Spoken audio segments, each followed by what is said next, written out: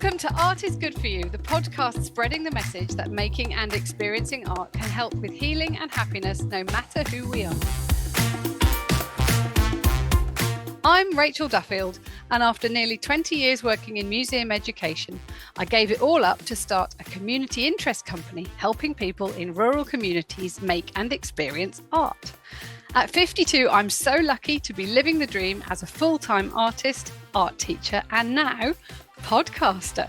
It's my belief that even if art isn't up front and centre in your life, it can still have a big impact, sometimes in unexpected ways.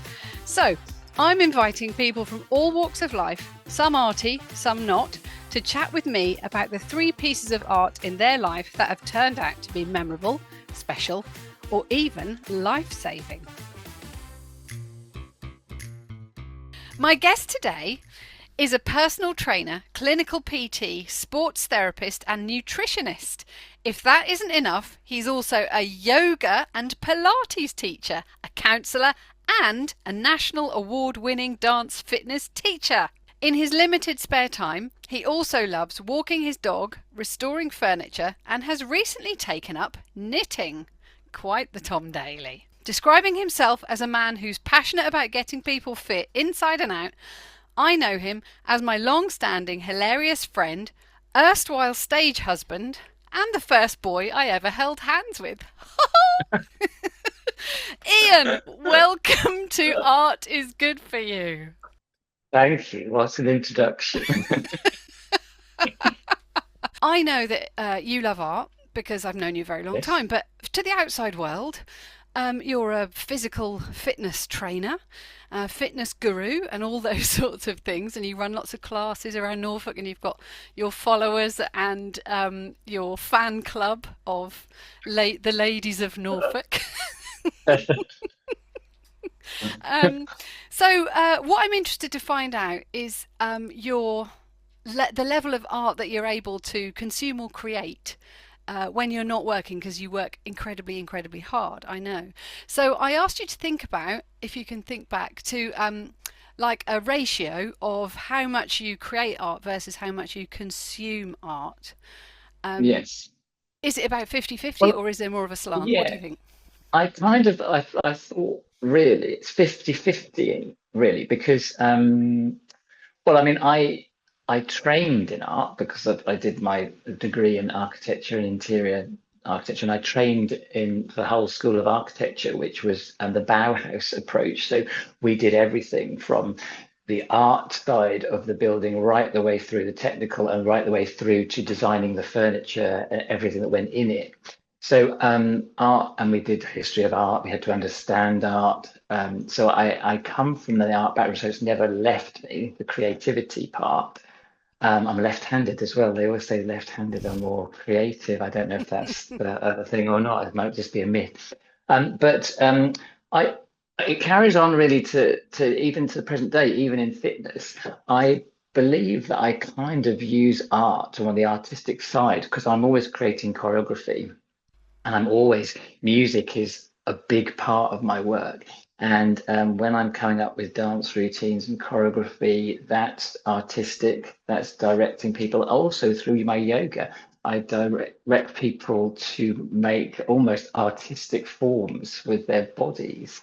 So that's my day-to-day job. But yes, I am a knitter, self-taught from January the 1st this year. Didn't even know how to cast on. Well, my wife and son are big crocheters, so I used to take them to wool shops and think, well, why am I standing outside here? I should be in there joining them. So I decided to do knitting because I am quite fiercely independent, as you know, and I didn't want to do something that they did because they could be telling me that, well, you're doing it wrong. I'd do it my own way. So I did knitting, which they don't like. So I create, I'm not very good. Well, I'm better than I was 11 months ago, but I kind of do blankets and scarves and double knits and things. I'm getting there. So I do that, and I love cooking. So I'm always creating things in the kitchen. And I love furniture, whether it be restoring furniture, or I do create furniture and upholster things as well. I never do one thing at once normally. So yeah, I've always been like that since a kid. I could never watch the TV. I was always drawing, always been drawing since I was a tiny, which is again, always destined for something creative at the time. And yeah, so always like if I can't just watch the telly, I have to be knitting while I'm watching the telly. How did you get from architecture to PT and yoga and all the stuff that you do? I've always been interested in fitness, and I've been doing yoga since I was 7. So that's an awful lot of years. And I spent many years in HR, and people development. And then I was lucky enough to take the opportunity for redundancy when my son was very small. And I took a whole year out to spend with Theo, and which was invaluable. And it made me rethink things. But when I got married a few years before Theo was born, I was diagnosed with a condition called Addison's disease, which is quite a complex disease. And I made a commitment to my specialist at that point that I wasn't going to end up like the people in the unit. I wasn't going to end up kind of like saying, "Oh, well, I can't get on with this. I can't deal with this." And I was going to just show what you could do with it. So in that year out, I'd got into fitness again in a big way, and I decided I was going to retrain in all aspects of fitness, and I was going to make it my mission to get people fit. And so I did. I trained. I went back to work. I went as a commercial director for a big media agency, and I spent 6 years there. But in those 6 years, I was training in all aspects of fitness. And then eventually I left. And I remember drawing out my business plan on the back of a fag packet type thing on a sunbed on holiday. And I remember being in hospital. I kept thinking, time's not right yet. Time's not right yet. I'm doing more qualifications and things. And then I was in a hospital one day, just in the unit, and I thought, tomorrow's the day. So I went to my MD and I said, I need to speak to you. And I said, I'm leaving. And so they were really shocked. But they Oh, were really good because they didn't want me to leave at the time. And they asked me if I'd go part-time. And I did 2 days a week. And so that was invaluable because it enabled me to grow my business. And then I went yeah, down to 1 day a week. And then it got a bit like ending a relationship. So it was kind of like, I really do need to leave. I yeah. really do need. But it was really invaluable because I'd never considered that. I thought I'd just be able to, and so it enabled me to build the business up. And touch wood, donkey's years later, I've never looked back. So your first choice of art then was also from your early days. So Yes, you chose Mickey Mouse as the first yeah. piece of artwork that you can remember. I was about 6 or 7, Okay. and I was always drawing. And it was a Christmas. And I can't remember if it was my book or my brother's book or whether it was bought for both of us. Can't remember. It was a great big compendium of Walt Disney stories and classics, but they were pictures from the films. And so I started copying them, drawing Mm. them. And the first one I started with was Mickey Mouse. Ah, And so he was my first proper drawing, I suppose, whereas not something out of my head, it was kind of like copying something that was yeah, there. So the learning the skill of kind of, transposing from the picture on the page to my yeah. drawing. So Why do you yeah, think it was I've Mickey always loved and Mickey. not Donald? I've always loved Mickey Mouse ever since. In fact, actually, you won't be able to see because it's a podcast, but I've got Mickey Mouse socks on No, today. So, have you? um, yeah, there's always my participants always laugh about my socks, but I've got Mickey Mouse socks on today. He's always my son didn't want to go to Disney when he was young, much to my shock. Most kids do, but he didn't want to. But I will get there one day and shake hands with Mickey Mouse. You will. I will. Even if I'm 100, I will get there. But yeah, he's who I've got to thank for my introduction to art, really. And now we're going to move on to item number 2, which is art as a lifeboat. So, Ian, tell me please, what piece of art did you choose for your art as a lifeboat? I was at the Hull School of Architecture studying my architecture degree, and we did an option. I was always into modernist architects. So Le Corbusier was one of my favorite architects. And so the monastery at La Tourette near Marseille is a very striking, still used by the monks, but it's a very striking piece of modernist architecture. Quite brutal, but beautifully designed and worked out so that the light comes through. It's amazing. And I was on so I knew of it and I liked it and I'd seen it in books and and then in my second year we were doing a semester all about deconstructivism. And to deconstruct something, you have to really immerse yourself in it, and then you kind of blow it apart, and then you reconstruct it. So you think about it, and then you reprogram it, I suppose. And so I signed up for this option on this semester, and because I was interested in deconstructive architecture. But the actual project was to design a memoriam for a Jewish writer called Walter Benjamin, and he uh, was well, basically he was in a concentration camp and things. So we had to spend weeks and weeks and weeks getting into the mindset of all those kind of atrocities and awful things that happen. And it was a very difficult time, and it brought an awful lot of stuff to the surface.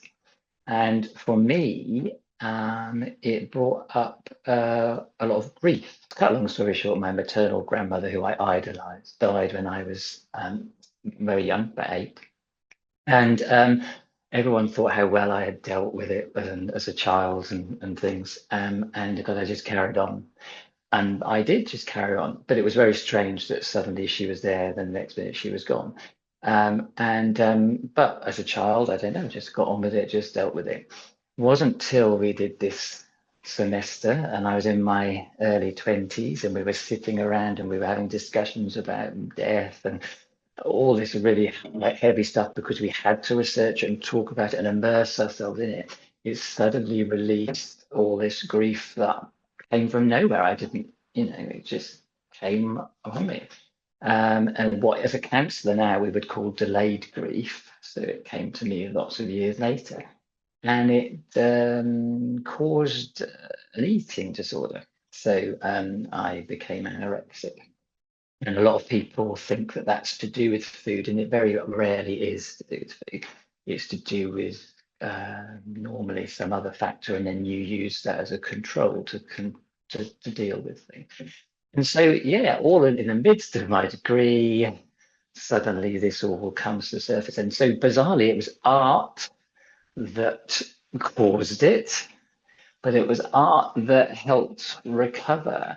So ultimately, I recovered through strength of mind, but as I was coming out of it all, I was lucky enough to get a place at La Tourette Monastery in Marseille, and to actually travel there and to spend a week in that monastery, living in a cell, living with the monks.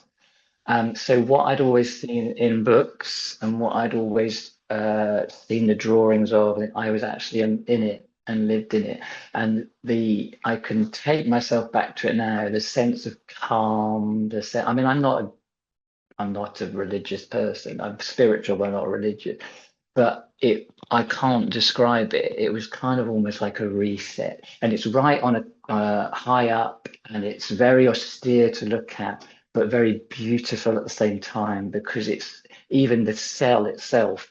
It has just the basics that you need, but the light comes through, and it's not oppressive, and it's not, and it just was so cleansing. Yeah,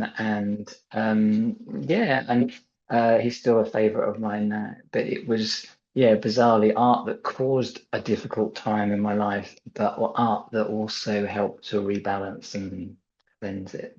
Well, wow. Thank you for sharing that. And I'm so sorry you had to go through all that, but I'm also delighted that you've come out of it and it was art that helped bring you out of it as well.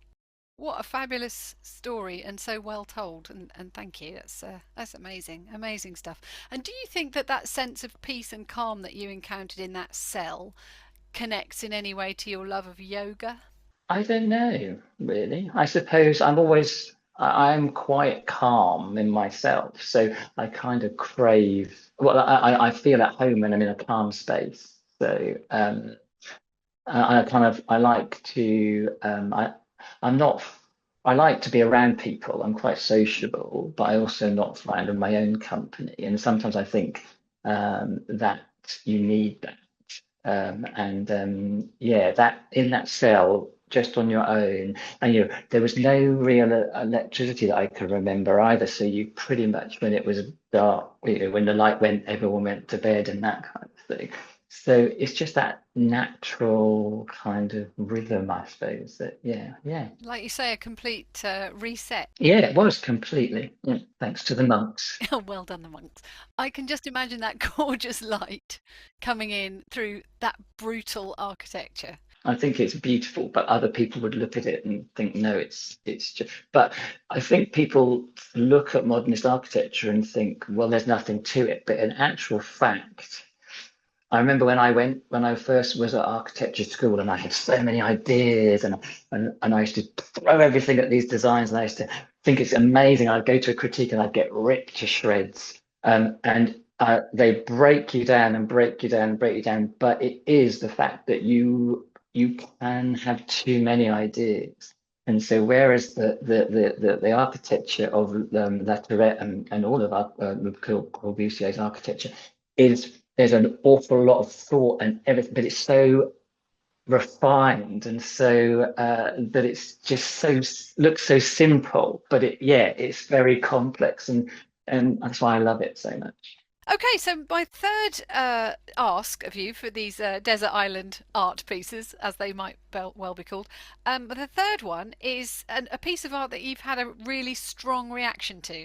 That could be a positive or a negative reaction, or a surprise or shock or whatever. So do tell.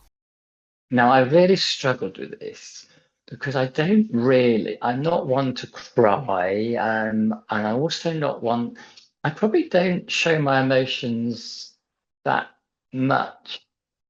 So I thought, I just could not think. And then it suddenly came to me because I think I was thinking about famous artists and things like that. And I couldn't really think. I thought things that I've seen that I've enjoyed and I've liked, but I couldn't think had been as strong as you'd suggested in the question.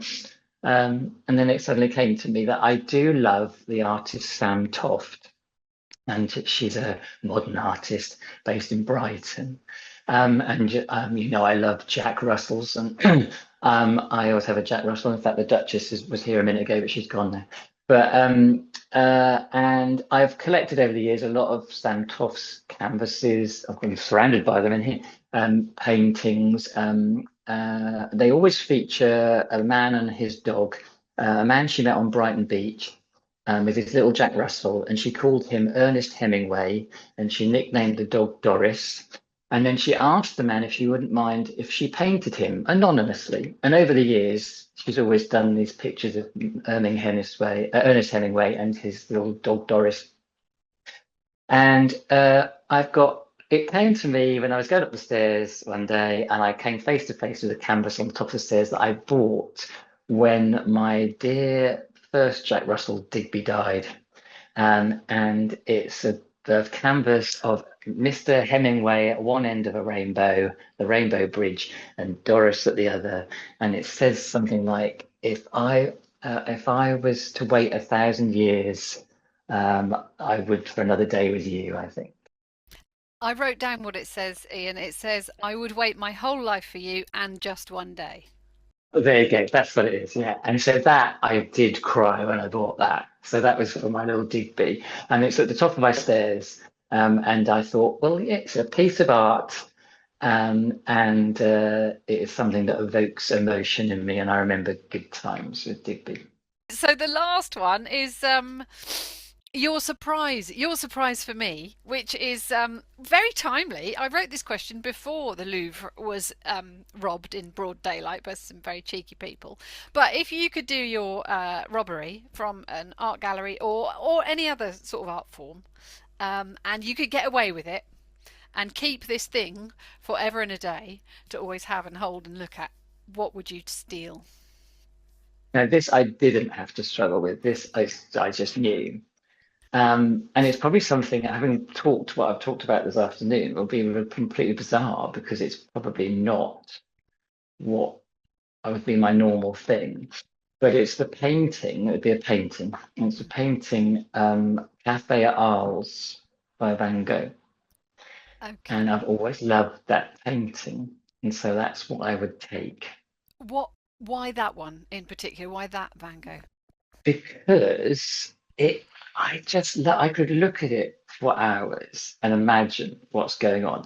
I think being a dance teacher as well, I think that when I look at it, I see so much drama in that painting because I think of how that would be throughout the whole day. So to start off with, during the day, you get people sitting outside, having a coffee and a cigarette and watching the people go past, and maybe there'll be some beautiful people walking past, maybe the art's not so beautiful, but this whole kind of cafe culture. And then in the evening, it gets a lot darker, seedier, and you've got a tango going off in the corner and all this kind of thing.